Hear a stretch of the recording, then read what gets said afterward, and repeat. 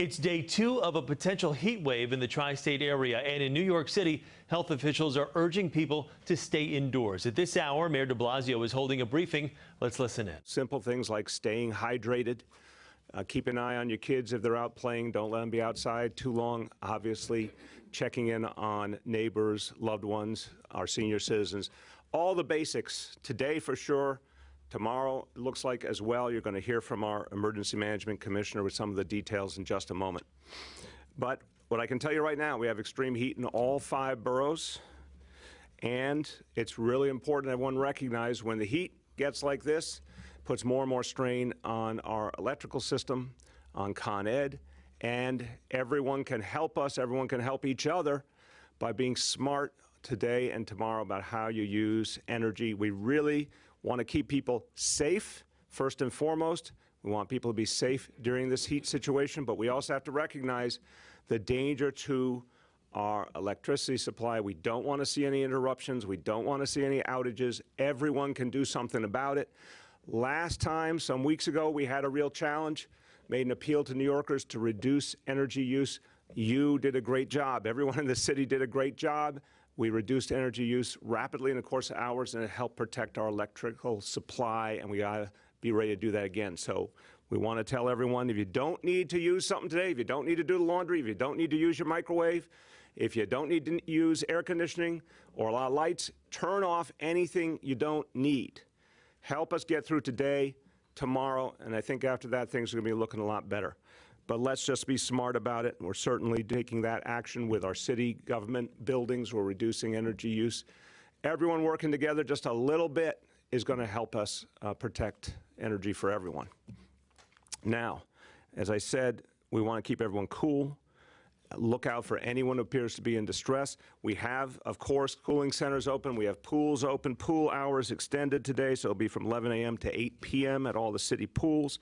Cooling centers open now. Anyone looking for a cooling center, go to nyc.gov/beattheheat. And we've got something new. We had good questions. I want to thank our colleagues in the media. Said, we need some cooling centers that have extended hours. We did that. We got a question about could people bring pets to cooling centers. Yes, there are some cooling centers where you can bring your pets, but we've got something else going on, which is great.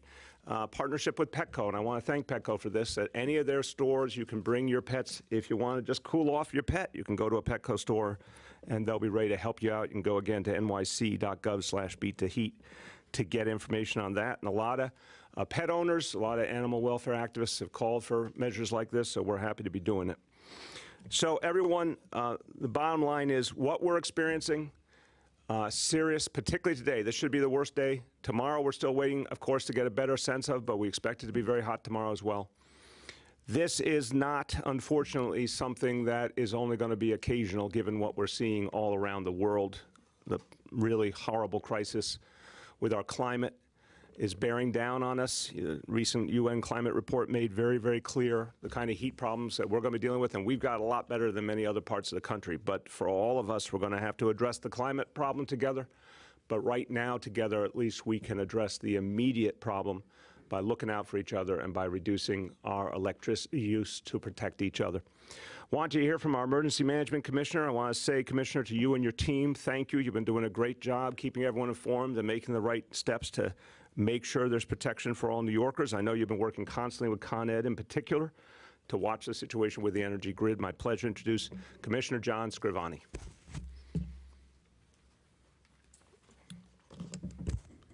Thank you, sir. I am going to duplicate some of the things the mayor said just to echo that message because it is so important. So this is a safety message to start. We want to make sure that everyone is safe. So we're going to experience a heat index, a high of almost 106 degrees through today and tomorrow. So the hot temperatures are going to continue, and we possibly have elevated temperatures on Saturday as well. There's still an excessive heat warning in effect until 8 p.m. tonight, and that may possibly be extended by the National Weather Service tomorrow. So it will continue to be dangerously hot. This is not just a regular August hot day. It's very hot out there, and we want to make sure that all New Yorkers stay safe. We've also activated the city's flash flood plan. As you've seen each evening, we've had some thunderstorms, so we have our flash flood plan activated as well, and our agencies are prepared to deal with that. Cooling centers. The mayor mentioned we have cooling centers. We actually have 369 cooling centers activated today. 121 of those have extended hours. And as the mayor mentioned, the city pools also have extended hours. So again, I want to just repeat, if you need to find one of those locations, go to nyc.gov, beat the heat, or call 311. The mayor mentioned the pet-friendly centers. We want to, again, thank Petco for their support. And there also are a lot of additional cooling options in the city. We obviously have the hydrant spray caps that are been installed by the fire department and Department of Environmental Protection across the city. And we have over 700 city parks that have misters or sprinkler systems that people can go and cool off. One thing the mayor mentioned, which is vitally important, is please check on your neighbors and your family members that might be vulnerable to the heat. It's going to be very hot, and if you do see somebody in distress, please call 911. As always, I want to remind people to sign up for Notify NYC. Notify NYC is our city's emergency notification system. You can go to nyc.gov/notifynyc to sign up, and it is the best way for you to stay informed on the things that are happening here in the city. I just want to speak quickly about the utilities. The mayor did mention the conservation message. We are in constant communication with Con Ed and PSE&G Long Island to monitor our electrical grid. We want to, remind people, as the mayor did, run those larger appliances, ovens, washing machines, dryers, and dishwashers either early morning or late at night if you have to use them. But for the next 2 days, if you can avoid using some of those, we really would appreciate that, and the electrical grid will thank you for it. We want to make sure that, we keep the lights on. Again, with your air conditioners, try to keep those on a low setting and maybe raise the temperature just a little bit, and every little bit helps. We're doing that here at the city buildings as well. If you do experience an outage, please make sure you notify your provider, and they can help you right away and give you an ETA of when that would be restored. Thank you, Mr. Mayor. Appreciate you being here at our facility today. Thank you. Thank you, John. I didn't know the electrical grid could thank us, but I'm glad to hear that, John. It's going to. We'll all be thanking each other if we can keep the electricity on, so that's the name of the game. Everyone today, obviously, will take questions on any matters, but the first focus we have today is on the heat and addressing that on Monday. We'll be coming back with our regular briefings on everything we're doing to fight the Delta variant, on the actions we'll take starting in the course of next week on the Key to NYC plan, and of course, continuing to talk about all the other big issues, the recovery in New York City and everything it's going to take to do that. Let me just say a few words in Spanish on the heat situation. Neoyorquinos, hoy y mañana nos enfrentamos a una ola de calor extremo en los 5 condados. Debemos conservar la energía eléctrica, tomar mucha agua y, lo más importante, proteger a los más vulnerables. Vamos a trabajar juntos para mantener a todos a salvo y saludables en nuestras comunidades. With that, let's turn to our colleagues in the media, and I will call upon you. Got my cards right here. Let me do 4 on this side, 4 on the other side. Who wants to go first? Yes. Hi, Mr. Mayor. Steve with WCBS Radio. Nice to see you in person. Hey, Steve. How you doing, man? Good. As you can imagine, we have questions on a wide range of topics today. Yes. Yeah, I don't know what you're talking about.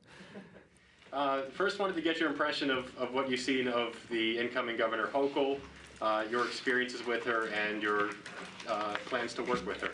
Certainly plan to work with her. I had a good conversation with the Lieutenant Governor on Tuesday afternoon. Definitely plan to work closely with her. Look forward to sitting down with her. I have not worked closely with her in the past, but all our dealings have been pleasant, and I expect it to be a positive approach. Given that we still have 12 days left with Governor Cuomo, seen some lawmakers say they have some skepticism, some concerns about what these next 12 days may entail from a governor that has been somewhat abrasive or retributional. What concerns do you have about the next 12 days? Well, I think people should keep a very close eye on him after everything he's done. And I don't know why it needs to be 12 days, honestly. I think we're all ready to move on, and I think the quicker we can move on, the better at this point. Juliet. Yes, do you think there should be impeachment hearings? I think there has to be accountability, whatever form that takes. You had 11 brave women come forward and take a huge risk in the process, and we all owe them a debt of gratitude. They deserve accountability.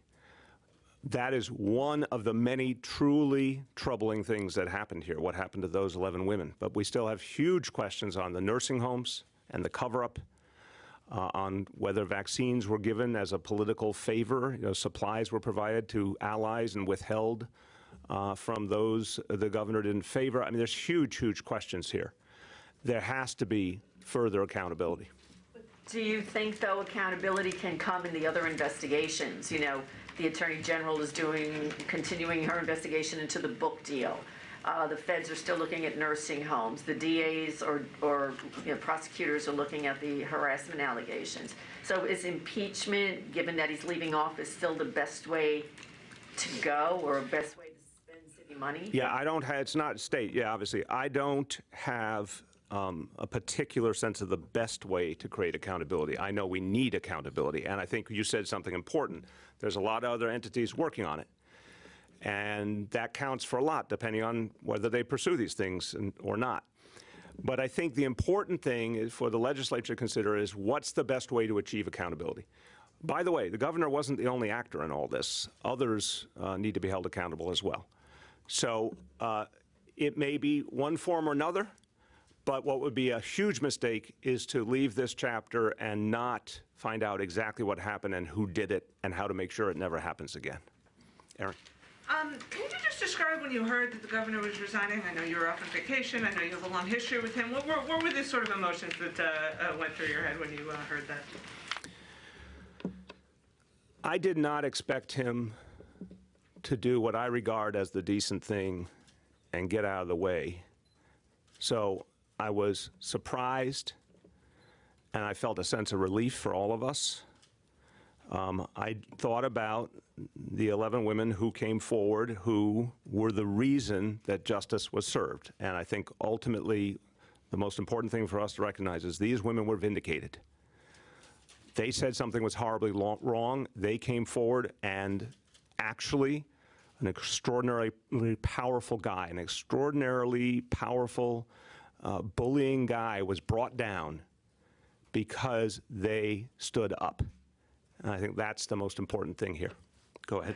And, Lieutenant Governor Hochul announced this morning that she will be running for a full term. What are your thoughts on the next governor, and are you considering running yourself? Look, right now, obviously, in addition to the heat before us right now, I'm focused on getting us through fighting COVID, fighting the Delta variant, bringing the city back. That's my focus. There's plenty of time to sort out everything else. Bobby. There's been a lot of talk the last couple days about Governor Cuomo's legacy. I wonder if you think you can separate his accomplishments from the scandal, and do you give him credit for any of his accomplishments in office? Bobby, it's an important question. I can be objective enough to say when even someone I think did horrible things also managed to do some good things in the mix. But let's be clear, he did horrible things. In the end, history will judge him harshly because he amassed power in a way that led to bullying and intimidation and threats, and it's almost Shakespearean in the sense that so much power led to his downfall. No one should have that much power. And it's absolutely meaningful to me that the very effort to dominate everything else in his path undermined whatever good there may have been in his plans. And it's a cautionary tale to everyone. You know, there's actually supposed to be checks and balances. It's democracy, right? You're not supposed to have one person with that much power, and it got the better of him. Go ahead, Bobby.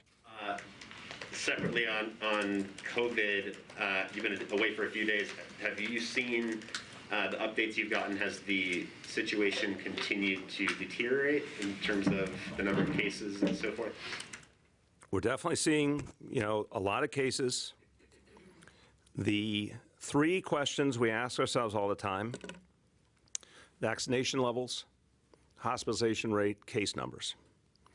2 out of 3 I feel pretty good about. Right now, we've got 4.7 million New Yorkers fully vaccinated. 5.2 million have had at least one dose.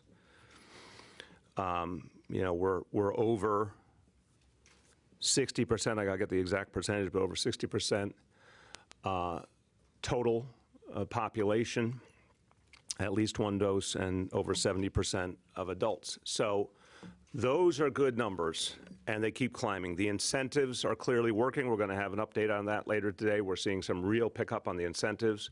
The mandates are starting to have an impact. So I'd say number one thing is vaccinations. We're making some more progress. 2, hospitalization rate. Today, hospitalization rate is 1.04 per 100,000. Higher than it was a few weeks ago, but still well within the range that we need to be in, and with better outcomes for those hospitalized than what we've ever seen previously. So that's good news. But cases, that's not a good situation. Between confirmed and probable, we've got 1,650 cases. I don't like that one bit. But we are still very much in a situation we can handle. Go over this side. Marcia.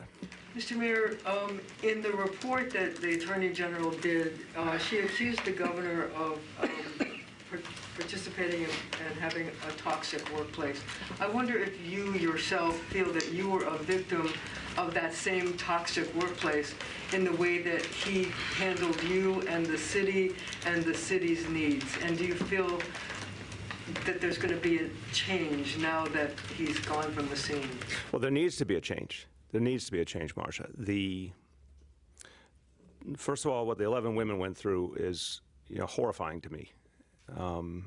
They were put through hell by someone powerful. They had to wonder every step along the way what would happen to their careers, everything. But that was tragically one of many horrible things that happened. And in terms of dealings, I've talked to mayors around the state, county executives, everyone feels the same thing. The disrespect, withholding the kinds of things that any normal governor would do in working with a colleague at a local level as part of political payback. I mean, we've all seen it. And Marcia, I think the real question is how do we make sure it never happens again in New York State? And that's the bottom line to me. So my follow-up question has nothing to do with the governor, actually. I wanted to talk to you about COVID and the opening of schools. If a student tests positive for COVID when schools reopen, will they have to quarantine, and will you allow a remote option so that they won't miss class? So we're not going to remote as we had it previously. I've made that very clear. Everyone's coming back to school. Remember that anybody who is vaccinated, this is the CDC guidance as well, anyone who's vaccinated, whether they're staff, whether they're a student, unless they are symptomatic or confirmed positive, they're going to stay in school no matter what. So I think we're going to see some kids, some staff who may have to be out for limited periods of time, but we should remember the very high levels of vaccination we have among DOE staff and educators, and I'm guaranteeing you parents are going to rush to get their kids vaccinated by the time we get to the opening of school. So I don't think we're going to have a huge problem there. How we deal with a kid who is out for a week is something we're working through right now, but we are going to be on a fully in-person system. Julia. Mr. Mayor, you said others need to be held accountable as well. Obviously, the governor had enablers. Who do you have in mind? Is it Melissa DeRosa? Is it any other folks? And what do you think should be the mechanism of accountability there? Well, Julia, look, I'm not going to list names. That's not what I think is appropriate for me to do. I think it's appropriate for the prosecutors to look at that, FBI to look at that, U.S. Attorney's Office, legislature. I think there needs to be a full accounting. Look, if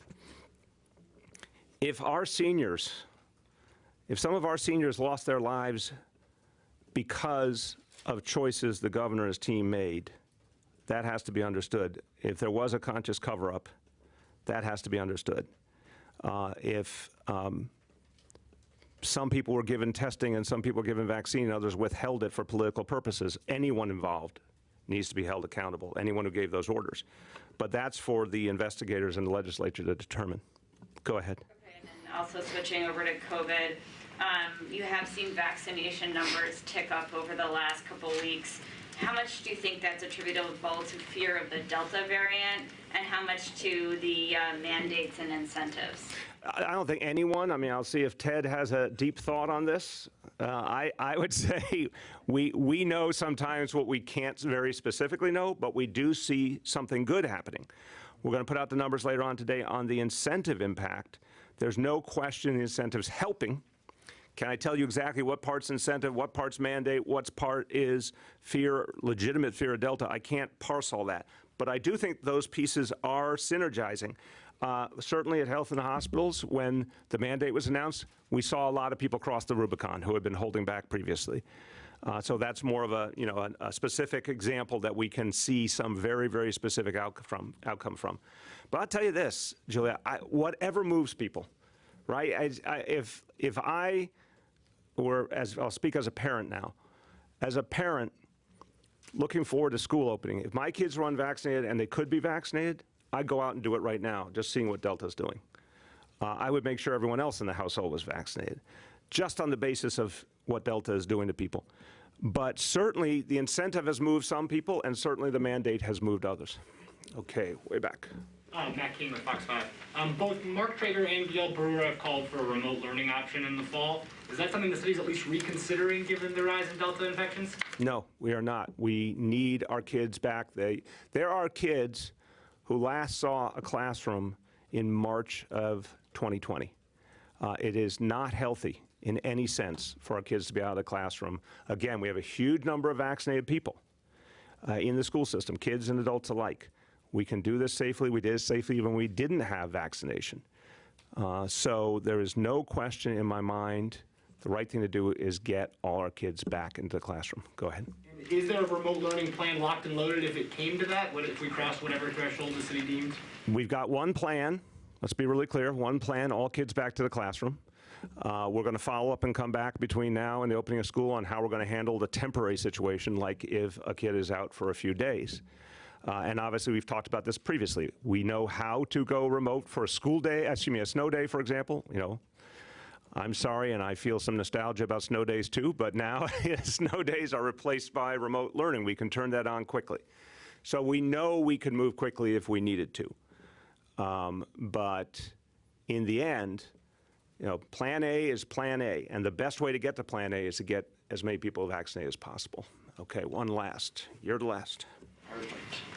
Wanted to get back to the governor and the idea of accountability. As part of the impeachment process, there's the possibility of barring him permanently from ever running for office again. Is that something you think is warranted?